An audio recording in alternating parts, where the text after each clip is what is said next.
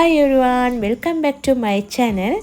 ඉතින් ඔන්න ගොඩ කාලයකට පස්සේ අද ඔයාලට මං අලුත් vlog එකක් අරන් ආවා. ඉතින් වෙනසකටත් එක්ක නෝම්බි vlog එකක් තමයි ඔයාලත් එක්ක share කරගෙන තියෙන්නේ. ඉතින් ඉස්සර නම් මම නෝම්බි පටන් ගන්නත් කලින් නෝම්බි preparation videos හැම ගොඩක් share කරගෙන තියෙනවා. මේ දවස්වල පොඩ්ඩක් මම classes වල වැඩවල නිරත වෙලා හිටපු නිසා ඔයාලත් එක්ක මේ vlog එකක් share කරගන්න බැරි වුණා.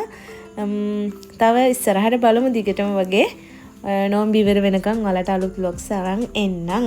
ඒත් එක්කම ෆෝන් එකේ storage full වෙලා තිබ්බේ. ගොඩාක් videos ඉච්චට videos තිබ්බා. ඉතින් ඔක්කොම delete කරලා තව දැන් ඔන්න ඔයාලට මේ වීඩියෝ එක අරන් ආවේ.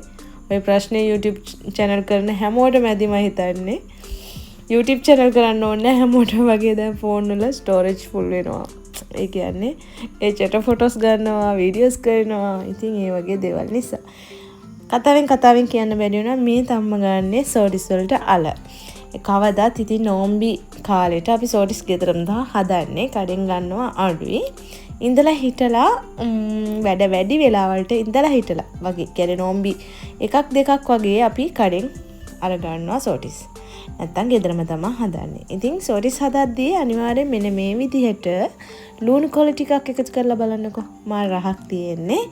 මම හිතනවා අද ඔයාලා මේ වගේ කරයි කියලා කරලා බලයි කියලා. ඉතින් ලුණු කොළත් නැත්තම් බී ලුණු වල ස්ප්‍රින්ග් ලිව්ස් කියලාත් කියනවා නේද? ඒවත් මාරම රහයි. ඒවත් දාන්න පුළුවන්. කියන්නේ බී ලුණු කොළ ලොකු ඒවා. මේ චූටි ලුණු වල කොළ. ඒවත් අරගන්න පුළුවන්. ඊට අමතරව ඔයාලට ලීක්ස් වගේ දේවල් අරගන්නත් පුළුවන්.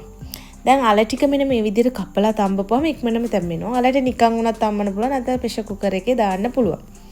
දැන් අල ටික දැම්මුනාට පස්සේ මීට මං වැඩ අර ඉක්මනට කරගන්න ඕන නිසා චුට්ටක් ටැප් එකට අල්ලලාම ඒ වල පොතු ටික ගලවලා ගන්නවා. නැත්නම් ඉතින් වෙලා යනවා. ඒ නිසා මෙන්න මේ විදිහට ඒ ටිකත් පොතු ටික remove කරගෙන ඊට පස්සේ ඉතින් තියෙන්නේ ලෝල් ටික කපා ගන්න.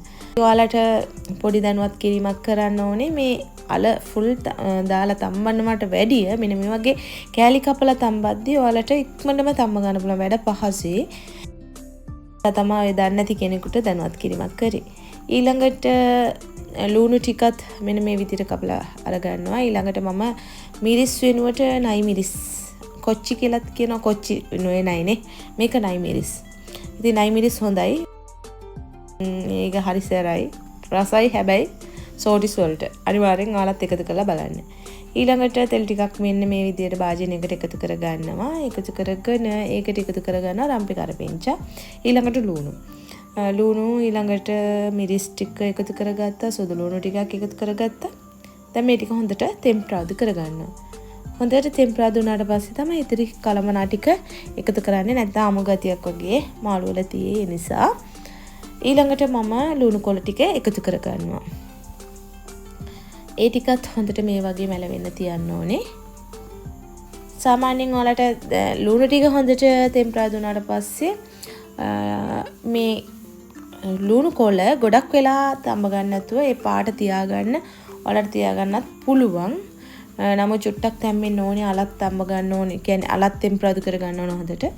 ඊළඟට මම එකතු කර ගන්නවා මිරිස් කුඩු, ගම්මිරිස් කුඩු, ලුණු කුඩු එම එකතු කරගෙන මේ ටික මික්ස් කරගන්නවා. මේ වෙලාවේදී කෑලි මිරිසුත් එකතු කරගන්න පුළුවන් ඔයාලට. ඒත් එකම මම මේ ভেජිටේරියන් විදිහට තමයි අද මේ සෝඩිස් එක හදන්නේ. කට්ලට් තමයි හදන්න යන්නේ. ඉතින් මේ වෙලාවේදී ඔයාලට සැමන් ටිකක් එකතු කරන්න පුළුවන්. නැත්නම් චිකන්, බීෆ්, ෆිෂ් ඒ වගේ දේවල් ඔයාලට කැමති ආකාරයට එකතු කරගන්න පුළුවන්.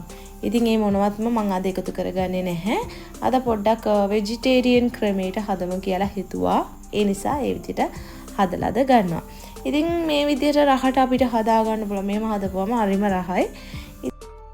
හරි ක්‍රමයට හරියට හදුවොත් මේවට රසකාරක මොනවත් එකතු කරගන්න ඕනේ නැහැ. කඩේ සාමාන්‍යයෙන් ගන්නේ ඕල රසකාරක දානවා. තෙල් වර්ග හොඳ තෙල් වර්ග දාන්නේ නැහැ මේවා බදින්න. ඉතින් ඒ නිසා ඔයාලා බොහෝ දුරට ගෙදර හදලා ගන්නවා නම් හොඳයි. පාවිච්චි කරන තෙල් වර්ග උනත් ගොඩක් දුරට ඔයාලා පොල් තෙල් පාවිච්චි කරනවා නම් ඒකත් අපේ ශරීරයට ගොඩක්ම හොඳයි. ඊළඟට මම පිටි එකතු කර ගන්නවා. මෙන්න මේ විදිහට මේ ටික එකතු කරගන්නේ මම අර ඩිප් කරගන්නේ කියන්නේ කට්ලට් බදින්න කලින් අපිට ඩිප් කරගන්න මෙන්න මේ වගේ බැටර් එකක් හදා ගන්න ඕනේ. ඒකට බිත්තර එකක් දෙකක් වගේ එකතු කරගන්න පුළුවන්. ග්‍රෑම් 100ක වගේ පිටි එකතු කරගෙන සමහරු නම් බිත්තරවල විතරක් ඩිප් කරගන්නවා. මම චුට්ටක් පිටි එකතු කරගත්තා. සමහරක් දෙනේ පිටිවල විතරක් මේ වගේ දාලා ගන්නවා. මම හැබැයි පිටි බිත්තරයි දෙකම කලවම් වුණොත් තවත් රසක් එනවා. ඒ නිසා මේ විදිහට කරලා බලන්නකෝ. හරිම රහයි. කඩවල වල නම් මම හිතන්නේ පිටි වලින් විතරයි ඩිප් කරලා ගන්න කට්ලට් එක රෝල්ස් වගේ දේවල්. ඒවලට රස වැඩි වෙන්නේ බිත්තරත් එකතු කරපුවාම. ඒකට චුට්ටක් ලුණුත් ඔයාලට අවශ්‍ය පරිදි එකතු කරගන්න පුළුවන්. ඊළඟට මෙන්න මේ විදිහට අර වතුර ගතිය ගොඩක් තියෙන්නේ නැති වෙන්න අපේ මේ මාළු එක අපි හදා ගන්න ඕනේ. එතකොට තමයි අපිට මෙන්න මේ වගේ රවුන්ඩ් ෂේප් එකට මාළු එක අල්ල ගන්න පුළුවන් වෙන්නේ. නැත්තම් ඔයාලට බෑ වතුර වගේ තිබ්බොත් මේ වගේ හදා ගන්න. එහෙම වතුර ගතිය වැඩි වුණොත් ඔයාලට වෙන්නේ බදිද්දි එහෙමම ඔක්කොම මේවා වෙලා යනවා. කියන්නේ හරියට එන්නේ නැහැ. බෝල්ස් ඔක්කොම කැඩිලා යනවා. ඒ නිසා අනිවාර්යෙන් අර වතුර ගතිය අඩුවට අල ටිකක් වැඩිපුර දාලා හදාගන්න. ඊළඟට මම බිස්කට් කුඩු ගන්නවා. දැන් අපි හදාගත්තු බැටර් එකේ ඉස්සලා මෙන්න මේ විදිහට අපි හදාගත්තු කට්ලට් ටික ඩිප් කරලා ඊළඟට අපි අත් දෙකම තමයි මේකට යූස් කරන්න ඕනේ. එක අතින් කරන්න බෑ. එතකොට අර බැටර් එක හැමම ගිහින් බිස්කට් කුඩු වල දැවටිලා ඊට පස්සේ බිස්කට් කුඩු අපිට අපතේ යනවා. ඒ නිසා අත් දෙකම යූස් කරලා ගන්න. නැත්තම් ගෑරුප්පක් වගේ දෙයක් තියාගන්නත් පුළුවන්. ඒනට අර අත් දෙකෙන් කරන එක ඔයාලට පහසුයි. මේ විදිහට කරලා බලන්න. ඉතින් දෙපාරට සමහරු දෙපාරටත් හදලා ගන්නවා මේ බිස්කට් කුඩු වල නැවත නැවත දවටලා. එහෙම අවශ්‍ය නැහැ. මේ විදිහට කරලා ගන්න පුළුවන්. ඉතින් මේ විදිහට තමයි මම මේ කට්ලට් වලට කට්ලට් හදන්න මේ විදිහට තමයි රෙඩි කරේ. සමහරක් විට ඔයාලා වෙනස් විදිහකට කරනවත් ඇති. එහෙම කරන අය ඉන්නවනම් අනිවාර්යෙන් පහතින් කමෙන්ට් එකක් දාගෙන යන්න. ඉතින් මේ විදිහම තමයි රෝල්ස් උත් හදන්නේ. ඉස්සරහට මම රෝල්ස් හදන වීඩියෝ එකක් දාන්න. මගේ පරණ නෝම්බි බ්ලොග්ස් වලට ගියොත් මම ගොඩාක් ෂෝටිස් වර්ග හදන විදිය දාලා තියෙනවා. බන් වර්ග හදන විදිහත් දාලා තියෙනවා. ඉතින් ඔයාලට ඒව බලා ගන්න පුළුවන්. ඉතින් මේවා ගොඩක් දුරට මම ෂෝටිස් වගේ දේවල්, බන් පේස්ට්‍රි වගේ දේවල්, මගේ ක්ලාස් එකේ වන්ඩේ වර්ක්ෂොප් එකේ කරනවා. ගොඩක් ළමයි ඒවට ජොයින් වුණා. මේ YouTube බලන අයත් ගොඩක් දුරට ජොයින් වෙලා තියෙනවා මාත් එක්ක. ඉතින් ඔයාලට ඉස්සරහටත් මම ක්ලාස් එකක් කරන්න හිතාගෙන ඉන්නවා. ඉතින් ඒකත් එක්කත් ඔයාලට ජොයින් වෙන්න පුළුවන් වෙයි ඉස්සරහට අනිවාර්යයෙන්ම. ඉතින් සහතිකයකුත් දෙනවා ඔන්ලයින් ෆිසිකල් දෙගොල්ලන්ටම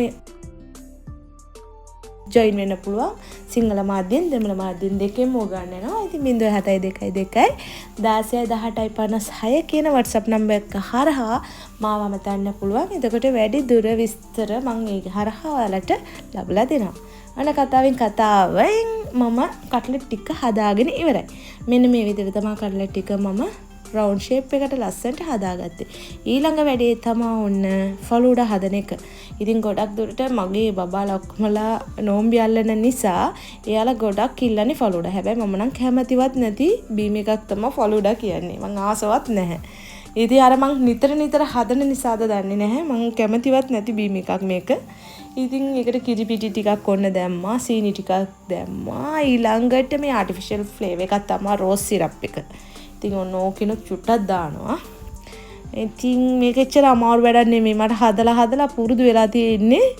නිතර හදනවා අපේ ගෙදර. ඔන්න ඔය විදිහට ඊළඟට අයිස් කැටි ටිකක් එකතු කරගන්නවා. එකතු කරගෙන ඊළඟට කරන වැඩේ තමයි මෙන්න මේ විදිහට වතුර ටිකක් එකතු කරගන්න එක. ඉතින් එක්කෙනෙකුට වගේ හදනවා නම් මම උණු වතුරෙන් ඉස්සලා කිරි ටික හදලා අරගෙන ඊළඟට රෝස් සිරප් එහෙම දාලා ඊට පස්සේ අයිස් කැටයක් දාලා දෙනවා. කම්මැලිකමට එහෙම තමයි හදන්නේ. අදිසි ඉල්ලුවොත් ඔක්කොම වගේ හදනවා නම් ගොඩක් හදනවා නම් මෙන්න මේ විදිහට හොඳට බ්ලෙන්ඩ් එකට දාලා අයිස් කැටත් එක්ක හොඳට බ්ලෙන්ඩ් කරනවා. එතකොට අර හොඳ thickness එකක් රසයක් එනවා. ඉතින් අර හදිස්සි වැඩේට අර හොර වැඩේ කරනවා. ඔයාලත් කරලා බලන්නකෝ. ඒකත් රහයි. ඒ විදිහට කරොත් රහයි.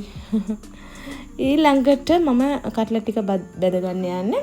කට්ලට් බදීදී අනිවාර්යයෙන්ම මේ තෙල් ටිකක් වැඩිපුර එකතු කරගන්න. එතකොට ඉක්මනට අර තෙල් දැන් අපි හිතන්නේ තෙල් චුට්ටක් දැම්මොත් එච්චර තෙල් අපතේ යන්නේ නැහැ කියලා. එහෙම දෙයක් නෙමෙයි. මේ ටිකක් වැඩිපුර එකතු කරගත්තොත් අර තෙල් එහෙම අපත යන්නේ නැහැ. තෙල් හින්දෙන්නේ නැහැ. ඒ නිසා පොඩක් වැඩිපුර එකතු කරලා මේ වගේ බෙද ගන්න. නැවත ඉතින් අපිට ඒක යූස් කරන්නත් පුළුවන් සෝඩිස් හදන්නම. හැබැයි ඉතින් දෙපාරට වැඩි යූස් කරන්න හොඳ නෑනේ. ඉතින් ඒ නිසා අනිවාර්යෙන් මම නම් පොල් තෙල් තමයි ගන්නෙ. කොහෙන් හරි හොඳ බ්‍රෑන්ඩ් එක මොන හරි පොල් තෙල් වර්ගයක් තමයි මම තෝරගන්නේ. ඉතින් පොල් තෙල්ම යූස් කරන්න දැන් බොහෝ දුරට වෛද්‍යවරුත් නිර්දේශ කරලා තියෙන පොල් තෙල් භාවිත කරන්න කියලා. අපේ මුතුන් මිත්තොත් පොල් තෙල් තමයි ඒ කාලේ ඉඳන්ම ආහාරයට අරන් තියෙන්නේ. ඉතින් යාලට ගොඩක් දුරට ඔය සෞඛ්‍ය ගැටලු මතුවෙලා නැහැ. දැන් තමයි ඔය හැම ලෙඩක්ම හැවිලා තියෙන්නේ. ඔය ආටිෆිෂල් වගේ දේවල්. තෙල් වර්ග එක වර්ගයේ තෙල් තියෙනවා. ඒව නිසා ඉතින් එක ප්‍රශ්න මතුවෙලා තියෙනවා. ඉතින් හැම දෙයක්ම වසවිස තමයි අපි බොහෝ දුරට ආහාරයට ගන්නෙ. මොනවා කරන්නද ඒවා ගන්න නැතුවත් බෑනේ. ඉතින් කොහොමත් බබාලත් ඉල්ලනවා අපි ගොඩක් ඒවා අවොයිඩ් කරත් එයාලා ඉල්ලන්නේ ඒ දේවල් තමයි. නමුත් මම බොහෝ දුරට ගෙදරම තමයි මෙන්න මේ විදිහට arrange කරන්නේ හැම දෙයක්ම. අර මම ඔයාලටත් කියන්නේ පුළුවන් තරම් අපි හදන කෑම වර්ගයක් ගෙදරම හදලා ගත්තොත් වඩාත් හොඳයි කියන එක. ඉතින් අනිවාර්යෙන් මේ රස්නේ කාලෙට මෙන්න මේ වගේ පුහුල් ගෙඩියක් ඒව කණ එක හොඳයි.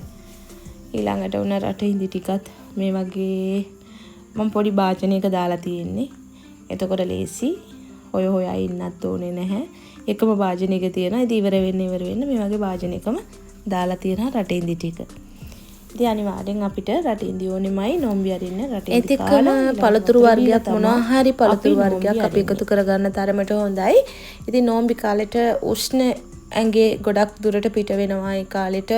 එතකොට අපි පොඩ්ඩක් සීතල කෑම වර්ග පාවිච්චි කරනවා නම් ගොඩක් හොඳයි. කියන්නේ මේ කිරි වගේ දේවල් ඒත් එකම පුහුල් මොනවා හරි පළතුරු වර්ග සවුකැන්ද ඒ වගේ දේවල් ගන්නව නම් වඩාත් හොඳයි. ඉතින් ගුණදායක දේවල් කියන්නේ නොම්බි කියන්නේ ලෙඩ රෝග රැසකට නිවාරණයක්. ඉතින් එතකොට අපි ගොඩක් දුරට මේ තෙල් වර්ග පාවිච්චි නොකර ඉන්න තරමට ගොඩක් හොඳයි. නමුත් කරන්නේ මේ දේ තමයි. ඒ කියන්නේ අපිට ඒකෙන් නොම්බි වලින් ගන්න පුළුවන් බෙනිෆිට් එක හරියටම ගන්න පුළුවන් වෙන්නේ අපි බොහෝ දුරට ඒ කියන්නේ අර තෙල් අපිට ඇඟට අහිතකර කෑම ඒවා නොකා ගුණදායක මොනවා හරි කෑම වර්ගයක් පාවිච්චි කරනවා නම් වඩාත් හොඳයි. ඉතින් අර ඒකයි මම ගොඩක්ම කියන්නේ අර කඩේ දේවල් ගන්න නැතුව පුළුවන් තරම් අපි ගෙදරම කරගන්නවා නම් හොඳයි කියන එක. ඉතින් මේ විදිහට තමයි මම අද නොම්බි අරින්න arrange කරේ. බොහෝ දුරට අපි නොම්බිය දැන් ගොඩක් අයගේ හිතේ තියෙන දේ තමයි ලොකුවට මේ සිසරසලා ඒ විදිහට තමයි නොම්බි අරින්නේ කියලා.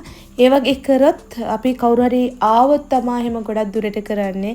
අපි නෑයන්ට එන්න කියලා ඒ වගේ arrange කරද්දි තමයි බොහෝ දුරට ඒ වගේ ගොඩාක් කෑම වර්ග හදලා ඒ වගේ කරන්නේ. අපි ගෙදර කට්ටිය එකතු වුණාම මෙන්න මේ විදිහට තමයි අපි නොම්බි අරින්න ලෑස්ති කරන්නේ.